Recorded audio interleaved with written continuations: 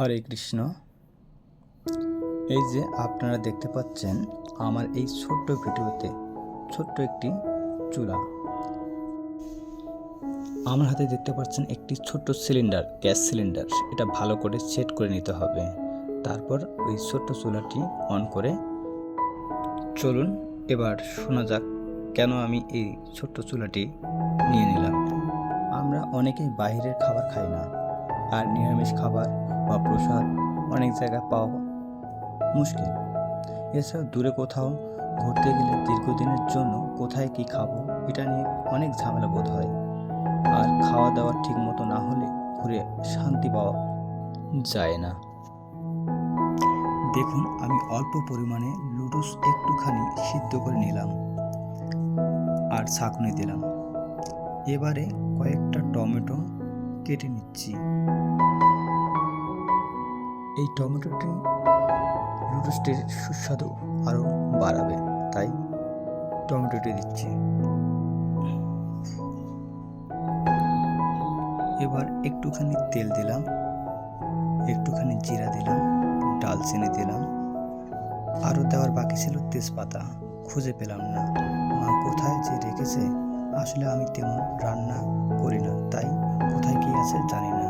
তাই আপনারা আবার আপনাদের জানা মতো সব মশলা দিয়ে দেবেন, তাহলে অবশ্যই খাবারের সুস্বাদু বাড়বে। কিছু পরিমাণ গাজর কুচকুচু করে কেটে দিলাম, লবণ পরিমাণ মতো, হলুদ দিয়ে ঢেকে রাখলাম। আরও কিছু শসা নিয়েছি সালাদ করার জন্য, লেবু নিয়েছি একটি খাবারের সুস্বাদু বাড়ার জন্য।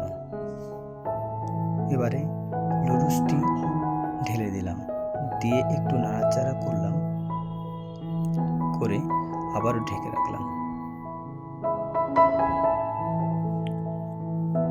লুডুস প্রায় হয়ে গেছে, এখন গ্যাসটি অফ করে রাখবো। এবারে আমি এই লুডুসটি একটি থালাতে উঠাই নিচ্ছি। তারপর সেটা সুন্দর করে চারদিক দিয়ে সালাদগুলো চারদিক দিয়ে দেব, আর সাথে লেবু চাটনি দিয়ে দেব।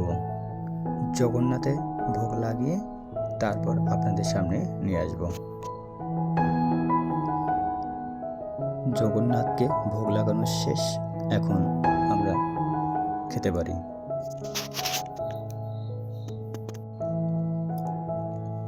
বাহ, খুব সুন্দর হয়েছে টেস্ট। আসলে আমি রান্না করেছি তো, তাই যদি বিশ্বাস না হয় এসে খেয়ে টেস্ট করতে পারেন আপনারা। এই ছিল আজকের ভিডিও। ভুল ত্রুটি সকলের কাছে ক্ষমা প্রার্থনা করছি। হরি বল, রাধে রাধে।